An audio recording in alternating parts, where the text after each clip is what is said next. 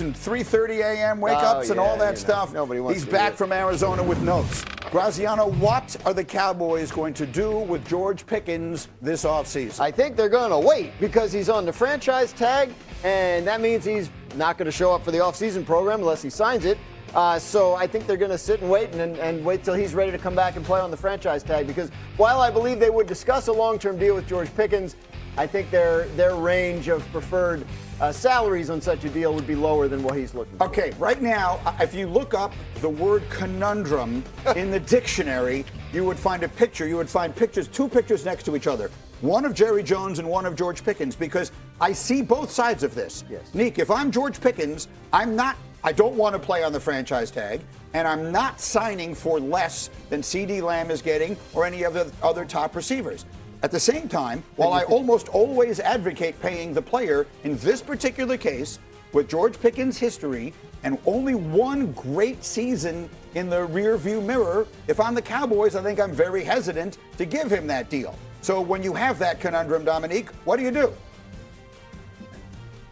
All that matters about George Pickens' history is last year he was quite obviously one of the best receivers in the league, an incredible impact for that offense. Like, that's the most important thing in football. We can pretend as if all those other things matter to teams a lot more than they do. The reason why they're not going to pay him is because they don't have to. And I think that's part of the issue is as wide receiver salaries continue to go up and take up more and more of the salary cap, it gets harder and harder to pay two wide receivers. So it suggests to me that maybe they don't want him there long term, which I could understand would be frustrating for a player like George Pickens, who finally gets with a top-tier quarterback and is incredible. It is clearly a number one receiver, so I'm sure he's going to get paid eventually, but it feels unlikely that it'll be with the Cowboys at any point soon. Their best window to get a deal done was a year ago when they made the trade, and I've made lots of trades in my career contingent upon the player passing a physical and signing an extension. That's part of the rules. And I think the key number there was T. Higgins, who was at 28.75, the highest paid number two. Once you make the trade and he has a season like this, there's no way he would take anything less. In my opinion, now $40 million a year. Jackson Smith and Jigba is at 42. And once you do that, Greedy, you may solve a problem with George Pickens. You're going to create another one when CD Lamb says, well, wait a second, I need to be the highest paid receiver on this team. And then let me spin it to the other side of this thing. So now you're Pickens, Neek, and you don't get a long-term deal done before whatever the date is, July 15th or Yep. whatever it is. And now you can't do a long-term deal. And if you're going to play, you're going to play on the tag. Are you showing up for training camp? Are you playing in preseason games? Are you just showing up the week of the start of the season? This thing turns into a headache, doesn't it? Yeah, I mean, I think it's unnecessary to show up for anything. If they're not going to give you what you want or what you feel that you've earned, then you don't have to do any favors for them. I think some teams and some players, the situation is different because you have the full expectation that you're actually going to get a long-term deal done. The problem in this situation is the Cowboys don't seem to be positioning themselves to make a long-term deal with George Pickens. So I'm not sure why he would do them any favors. And as long as he goes out and has a healthy season, it doesn't have to be as incredible as last year. People are looking for an and he's shown that he can be that. As long as he goes out and has a healthy season and plays the way he did last year, he'll be fine, whether it's with the Cowboys or somebody else.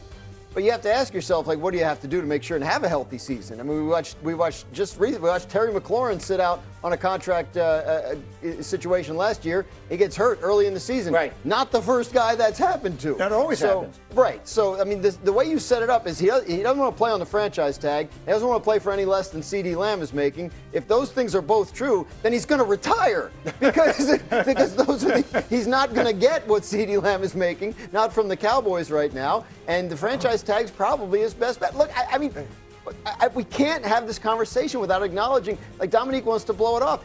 There are other issues at play here with George Pickens. They got him for a third-round pick for a reason. But that's not why and it was they're not because he signing didn't. What?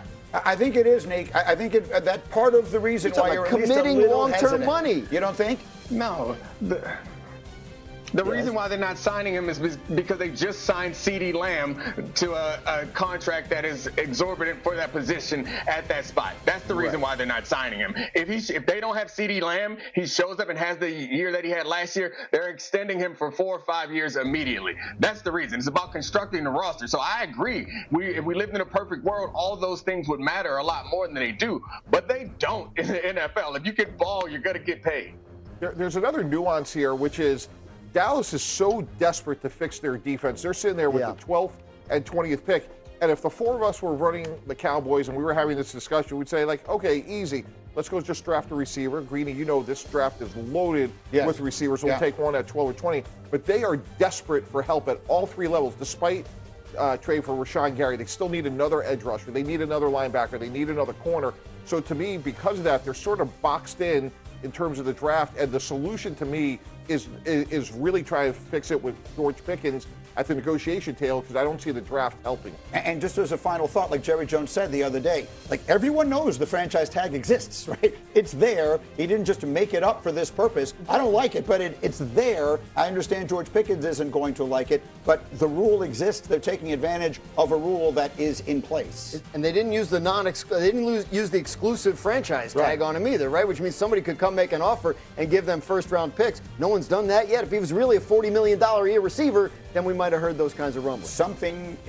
This is not going to go well. Like, you just have a feeling this is not. If there's one thing you just figure, I don't know exactly how, somewhere along the way, this is not going to go well. As we continue, Graziano's, and let us start with the Philadelphia Eagles. How much chatter was there about A.J. Brown around the various swimming pools that you guys were hanging out in Phoenix? A lot. The sense everyone seems to have is that after June 1st, when the cap hit would be less, the Eagles would consider trading him, and the Patriots are seemingly the team that everyone wants to connect him to. So Mike Vrabel was talking somewhat openly about it.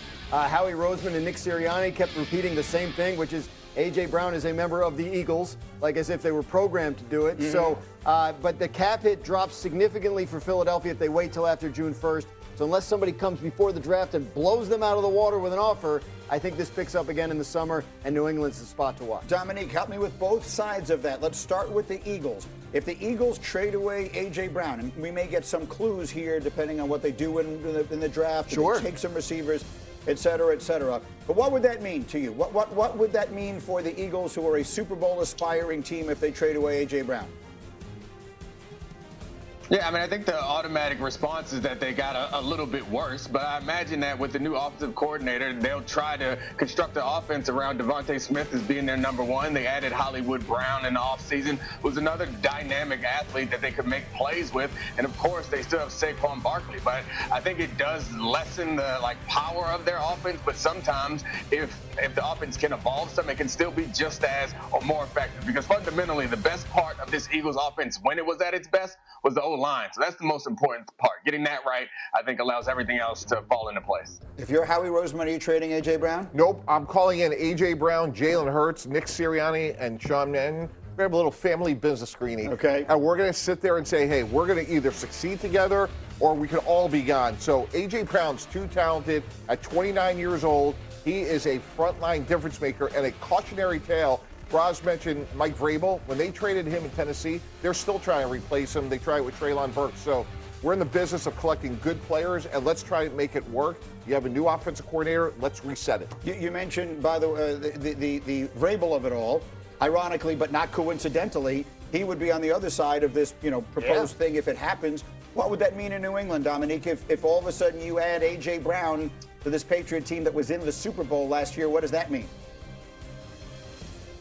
It's all the things that Mike T just said, just for the other team. He is a top-line playmaker. I think he also mentioned that he's 29, which is close to 30, which is the age where people tend not to love paying their high-profile ex-receivers anymore. But I think he still has something in the tank. When he gets opportunities and deep routes and contested catches, there are very few players in the league as dynamic and effective as A.J. Brown. So I think this team gets better offensively if they can add him to the lineup. Yeah, the key thing to pay attention to is the price. The Eagles are not of a mind of wanting to give away A.J. Brown. So if there is a sense that they know what they could get in a trade from the Patriots or anybody else, then maybe that's where the sort of calm around this situation is set in. Greedy, here's a sense of urgency for New England. Drake May is going to year 3 on a rookie deal. In another year, that number could skyrocket. Their window to win is right now. They signed Romeo Doubs. Yeah. They moved on from Stephon Diggs. If you could get A.J. Brown with that nucleus of Ramondre Stevenson, Hunter Henry, they could be right back in the Super Bowl. So if a team is going to pay a premium, New England's the ideal spot. Okay, yeah, they were ahead of schedule, so go for it right now while the going is good. I like that one. That's good. We'll get back to their quarterback part of it a little later. I want to get to the Cleveland quarterback situation, though, with you here, Graz.